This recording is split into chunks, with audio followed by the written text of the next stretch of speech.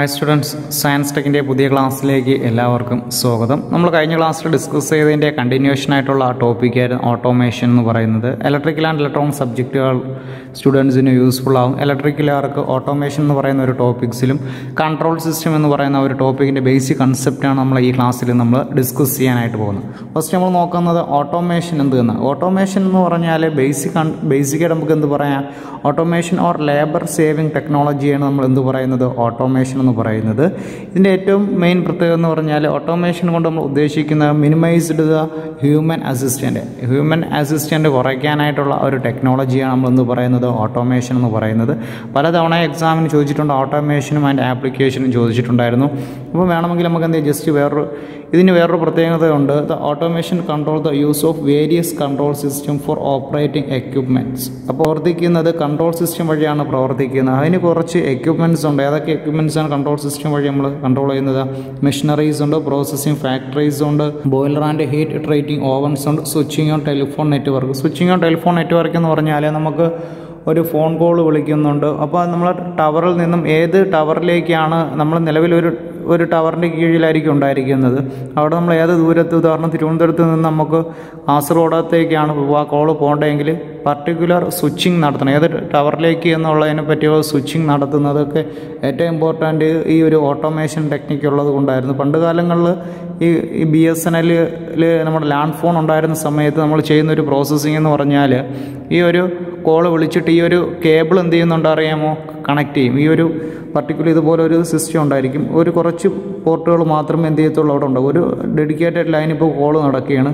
അപ്പോൾ ഇവിടെ എല്ലാം ഓൾറെഡി എന്ത് ചെയ്യണം, ഒരു ഫോൺ കോൾ നടക്കുകയാണ്. ഇപ്പോൾ ഒരു പുതിയൊരു കോള് കട്ടാക്കിയതിന് ശേഷം ഈ കോൾ കട്ടാക്കിയതിന് ശേഷം പുതിയൊരാൾ വന്നു. ആ ആളെ എന്ത് ചെയ്യുമെന്നറിയാമോ, ഇതിനകത്തേക്ക് ഇംപ്ലിമെൻറ്റ് ചെയ്യും. അപ്പോൾ എന്നാൽ മാത്രമേ ആൾക്ക് എന്ത് ചെയ്യത്തുള്ളൂ, നമ്മൾ എവിടെയാണോ ഉദ്ദേശിക്കുന്നത് അവിടെ ഫോൺ സംസാരിക്കാൻ പറ്റത്തുള്ളൂ. ഇത് BSNL ഒക്കെ നമ്മളെ ഈ ടെലിഫോണൊക്കെ തുടങ്ങിയ സമയത്ത്. അപ്പോൾ ഈ സ്വിച്ചിങ് ആൻഡ് ടെലിഫോൺ നെറ്റ്വർക്ക് വന്നതിന് ശേഷം ഓട്ടോമാറ്റിക്കായിട്ട് നമ്മൾ വേക്കൻസി വരുന്നതിനനുസരിച്ച് ആ ചാനൽ വഴി എന്ത് ചെയ്യുന്നുണ്ട്, സ്മൂത്തായിട്ട് നമ്മൾ കോൾ ചെയ്യാനൊക്കെ സാധിക്കുന്നത് ഈ ഒരു സിസ്റ്റം വഴിയാണ്. അടുത്തത് steering and stabilising of ship. ഓട്ടോമാറ്റിക്കായിട്ട് നമ്മൾ സ്റ്റിയറിങ് അതുപോലെ തന്നെ അതിൻ്റെ സ്റ്റെബിലിറ്റിയൊക്കെ അച്ചീവ് ചെയ്യാനായിട്ട് ഓട്ടോമേഷൻ ടെക്നിക്ക് നമ്മുടെ എയർക്രാഫ്റ്റിലും ഷിപ്പിലും ഒക്കെ എന്ത് ചെയ്യുന്നുണ്ട്, യൂസ് ചെയ്യുന്നുണ്ട്. അപ്പോൾ ബേസിക് കൺസെപ്റ്റ് എന്ന് പറയുന്നത് ഇത്രയും കാര്യങ്ങളാണ്. ഇത് നിങ്ങളേതായ രീതിയിൽ നിങ്ങൾക്ക് എന്ത് ചെയ്യാൻ പറ്റും, എഴുതാൻ പറ്റും. ഇതൊരു തിയറി ആയിട്ടുള്ള ജസ്റ്റ് ടോപ്പിക്സാണ്. നിങ്ങൾക്ക് എളുപ്പത്തിൽ മനസ്സിലാവുന്ന കുറച്ച് ടോപ്പിക്സാണ് ഞാൻ ചെയ്തിരിക്കുന്നത്, ഇവിടെ വരച്ചു വെച്ചിരിക്കുന്നത്. അപ്പോൾ ഏറ്റവും ഇമ്പോർട്ടൻ്റ് എന്ന് പറയുന്നത് ഇവിടെ ഒരു കാര്യം പറഞ്ഞായിരുന്നു, വേരിയസ് കൺട്രോൾ സിസ്റ്റം എന്ന് പറഞ്ഞ്. അപ്പോൾ ഒരു കൺട്രോൾ സിസ്റ്റം എക്സാമിന് 6 മാർക്കിന് ചോദിക്കുന്നുണ്ട്. ഒരു ബ്ലോക്ക് ഡയഗ്രാമാണ് നമുക്ക് വേണ്ടത്, നമുക്ക് പഠിക്കാം. എന്താണ് കൺട്രോൾ സിസ്റ്റം എന്ന് വെച്ചാൽ closed loop control is an application for negative feedback of two the system. Negative feedback system എന്ന് പറഞ്ഞാൽ ഔട്ട്പുട്ടിനെ ഡിപ്പെൻഡ് ചെയ്തിട്ട് എന്ത് ചെയ്യുമെന്നറിയാമോ, ഇൻപുട്ടിൽ എന്തെങ്കിലും വേരിയേഷൻസ് ഉണ്ടെങ്കിൽ അത് വരും. അപ്പോൾ നമുക്ക് അതിൻ്റെ ഒരു ബ്ലോക്ക് ഡയഗ്രാം വരയ്ക്കാം. ആ ബ്ലോക്ക് ഡയഗ്രാം വളരെ ഇമ്പോർട്ടൻ്റ് ആണ്. ഇത് എന്ത് ചെയ്യണം, പഠിച്ചിട്ട് നിങ്ങൾ എക്സാമിന് പോകാം. നമുക്കിതിനൊരു ഇൻപുട്ട് കൊടുത്തു. നമ്മൾ ഇൻപുട്ട് കൊടുക്കുന്നത് ഒരു റെഫറൻസ് സെൻസറിനായിരിക്കും ഒരു ഇൻപുട്ട് കൊടുക്കുന്നത്. നമുക്ക് ഫസ്റ്റ് ബ്ലോക്ക് ഡയഗ്രാമിൻ്റെ കേസിൽ നമുക്ക് എന്ത് ചെയ്യാം, ഒരു റെഫറൻസ് സെൻസർ വരയ്ക്കാം. റെഫറൻസ് സെൻസർ വരച്ചതിന് ശേഷം നമുക്കൊരു ഫീഡ്ബാക്ക് ലൂപ്പാണ് നമ്മളവിടെ വരുന്നത്. അപ്പോൾ ഇവിടെ ഇതുപോലെ തന്നെ ഒരു സർക്കിൾ കൊടുത്തിട്ടിരിക്കണം. അതിൻ്റെ എന്താ എന്ന് പറഞ്ഞുതരാം. അപ്പോൾ ഇതാണ് നമ്മൾ ഫൈനൽ ഇൻപുട്ട് എന്ന് പറയുന്ന Vin നമ്മളവിടെ കൊടുത്തു. നമ്മൾ കൊടുത്തത് ഒരു കൺട്രോളറിലേക്കാണ്. ഫസ്റ്റ് നമുക്ക് ഇതിൻ്റെ കണക്ഷൻ കൊടുക്കുന്നത് ഒരു കൺട്രോളറിൽ കണക്ഷൻ കൊടുക്കുന്നു. അതിൽ നിന്ന് നമ്മൾ നേരത്തെ ആക്ച്വേറ്റർ ആൻഡ് സെൻസർ എന്ന് പറയുന്നത്, അപ്പം ആക്ച്വേറ്ററാണ് നമ്മൾ ഉപയോഗിക്കാനായിട്ട് ഉദ്ദേശിക്കുന്നത്. ആക്ച്വേറ്ററിൽ കൊടുത്തു. പിന്നെ പുറത്തുനിന്ന് ഒരു എക്സ്റ്റേണൽ ഡിസ്റ്റർബൻസ്, നോയ്സ് അങ്ങനെയുള്ളതിനെയൊക്കെ അവോയ്ഡ് ചെയ്യാനായിട്ട് നമ്മൾ എന്ത് ചെയ്യുമെന്നറിയാമോ, ഒരു എക്സ്റ്റേണലായിട്ട് ഒരു ഡിസ്റ്റർബൻസ് ഉണ്ടാകും. അതൊക്കെ നോയ്സൊക്കെ ക്ലിയർ ചെയ്യാനായിട്ട് കൊടുക്കും. അപ്പോൾ അതിന് എക്സ്റ്റേണൽ ഡിസ്റ്റർബൻസ് എന്നുള്ള ഒരു ടോപ്പിക് ഉണ്ട്. അത് കഴിഞ്ഞ് നമ്മൾ എന്ത് ചെയ്യുമെന്നറിയാമോ, പ്ലാന്റ് വരയ്ക്കും. ഇതാണ് നമ്മൾ ഔട്ട്പുട്ട് പ്ലാന്റ് എന്ന് പറയുന്നത്. ഇനി അടുത്ത് നമുക്ക് വേണ്ടത് എന്താണ്, ഈ ഔട്ട്പുട്ട് നമുക്ക് കിട്ടി. ഈ ഔട്ട്പുട്ടിനെ നമ്മൾ എന്ത് ചെയ്യുമെന്നറിയാമോ, ഒരു നെഗറ്റീവ് ഫീഡ്ബാക്ക് നമ്മൾ എന്ത് ചെയ്യും, ഇതിനകത്ത് അപ്ലൈ ചെയ്യും. നേരത്തെ പറഞ്ഞ ഈ V0 എന്ന് പറയാം. ഈ റെഫറൻസ് ആണ് ഇതെന്ന് പറയുന്ന ഒരു റെഫറൻസിങ് ആണ്. എന്ത് വേണം വേണ്ട എന്നുള്ളതിനെപ്പറ്റി തീരുമാനിക്കുന്ന ബ്ലോക്ക് ഡയഗ്രാം. അത് നമുക്ക് പറയാൻ മുമ്പായിട്ട് ഒരു ഔട്ട്പുട്ട് സെൻസർ നമ്മൾ വരയ്ക്കാം. ഇതാണ് ഔട്ട്പുട്ട് സെൻസർ. ഈ ഔട്ട്പുട്ട് സെൻസർ വരയ്ക്കുന്നതോടുകൂടി നമ്മൾ ഈ ബ്ലോക്ക് ഡയഗ്രാം എന്ത് ചെയ്തിട്ടുണ്ട്, കംപ്ലീറ്റ് ആയിട്ടുണ്ട്.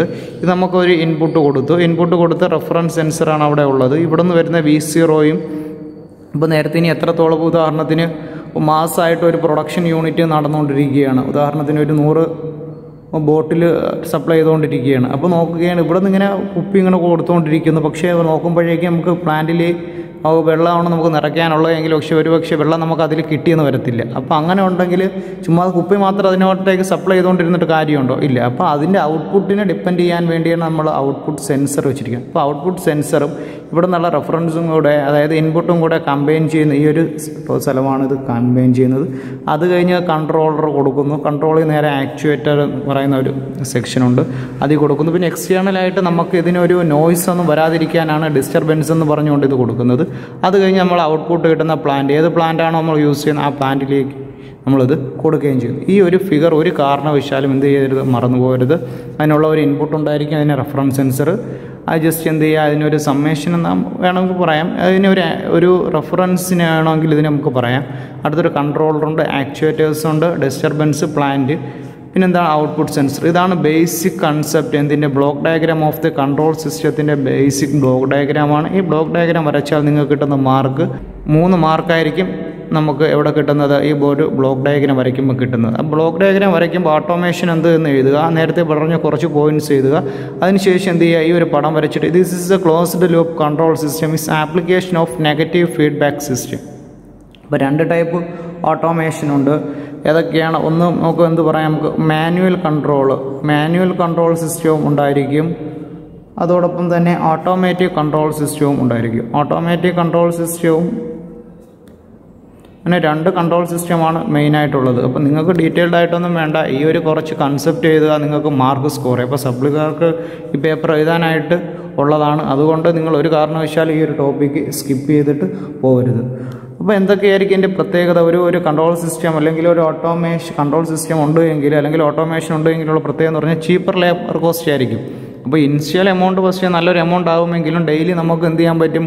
ഉദാഹരണം, ഒരു കുടിവെള്ള ഫാക്ടറിയിലുള്ള കുപ്പിയിലും വെള്ളം നിറയ്ക്കുന്ന പ്രോസസ്സിങ് ആണ് എങ്കിൽ പോലും ബൾക്ക് ക്വാണ്ടിറ്റിയിൽ നമുക്ക് വെള്ളം നിറച്ച് അത് ടാപ്പ് ചെയ്ത് സീൽ ചെയ്ത് നമുക്ക് എന്ത് ഇറക്കാനായിട്ട് പറ്റും. Replace hard and physical. നമുക്ക് കണ്ടിന്യൂസ് ആയിട്ട് ഒരു ഹ്യൂമൻ ആണ് ചെയ്യുന്നതെന്നുണ്ടെങ്കിൽ പർട്ടിക്കുലർ ടൈമിലൊക്കെ നമുക്ക് എന്ത് ചെയ്യാൻ പറ്റത്തുള്ളൂ. അതൊക്കെ എന്ത് ചെയ്യാൻ പറ്റും? റീപ്ലേസ് ചെയ്ത് കണ്ടിന്യൂസ് നമുക്ക് റിക്വയർമെൻറ്റ്സിനനുസരിച്ച് നമ്മൾ പ്രൊഡക്ഷൻസ് നടത്താനായിട്ട് സാധിക്കും.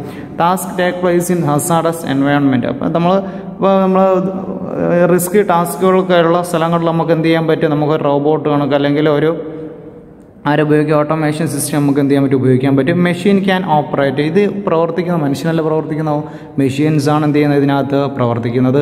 അടുത്ത് എന്താ ചെയ്യുക, നമുക്ക് എൻക്രീസിങ് ത്രൂപുട്ട് ഓർ പ്രൊഡക്ടിവിറ്റി. നമുക്ക് പ്രൊഡക്റ്റീവായിട്ട് നമുക്ക് ഇതിൽ പ്രൊഡക്ഷൻസ് നടത്താനായിട്ട് നമുക്കിതിൽ സാധിക്കും. പിന്നെ improve the quality or increasing predictability of quality. നമ്മളെ പ്രൊഡക്ടിവിറ്റി കൂടുന്നതിനനുസരിച്ച് ഹ്യൂമനാണ് എന്നുണ്ടെങ്കിൽ ചിലതിലൊക്കെ എന്ത് ചെയ്യാൻ പറ്റും? മാൻമെയ്ഡ് ഉണ്ടാക്കുന്നു എന്നുണ്ടെങ്കിൽ ചിലതിലൊക്കെ അത്ര ആക്യുറസി വരത്തില്ല. ഇതിൽ പർട്ടിക്കുലർ ആക്യുറസിയിലും നമ്മളെ ക്വാളിറ്റി എന്ത് ചെയ്യാൻ പറ്റും? കറക്റ്റ് മെയിൻറ്റെയിൻ ചെയ്യാനായിട്ട് ഈ മെഷീനറിക്ക് നമുക്ക് സാധിക്കും.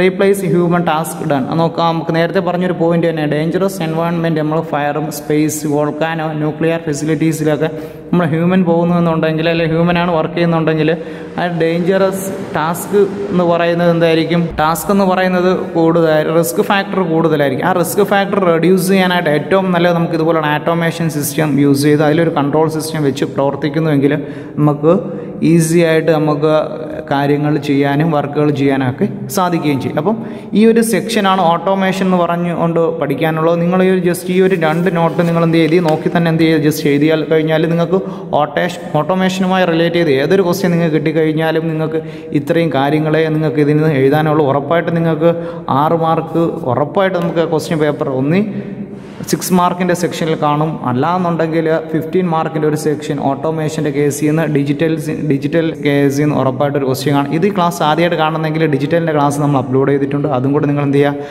കാണുക. അപ്പോൾ പാസ്സാവാനായിട്ടുള്ള ഒരു 6-7 ക്ലാസ് ഞാൻ എന്ത് ചെയ്തിട്ടുണ്ട്, ഇലക്ട്രിക്കൽ ടെക്നോളജി സ്റ്റുഡൻസിന് വേണ്ടി, ഇലക്ട്രിക്കൽ ആൻഡ് ഇലക്ട്രോണിക്സ് സ്റ്റുഡൻസിന് വേണ്ടി ഞാൻ ആ ക്ലാസ്സുകളും കൂടെ നിങ്ങൾ എന്ത് ചെയ്യുക, കാണുക. ഈ ചാനൽ സയൻസ് ടെക്കിൻ്റെ ചാനൽ ഇഷ്ടമായിട്ടുണ്ട് എങ്കിൽ ലൈക്ക് ചെയ്യുക, അതുപോലെ നിങ്ങളെ ഫ്രണ്ട്സിന് ഷെയർ ചെയ്യുകയും ചെയ്യുക. സബ്സ്ക്രൈബ് ചെയ്യാത്തവരുണ്ടെങ്കിൽ സബ്സ്ക്രൈബ് ചെയ്യുകയും ചെയ്യുക. അടുത്ത ദിവസങ്ങളിൽ നമ്മൾ ക്ലാസ്സുകൾ അപ്ലോഡ് ചെയ്യുന്നുണ്ട്. ലെറ്റ് എക്സാം എഴുതുന്നവർക്കൊക്കെ യൂസ്ഫുൾ ആവുന്ന രീതിയിൽ ക്ലാസ്സുകൾ ഞാൻ ഇനി വരും ദിവസങ്ങളിലൊക്കെ എടുക്കുന്നുണ്ട്. അപ്പം താങ്ക് യു.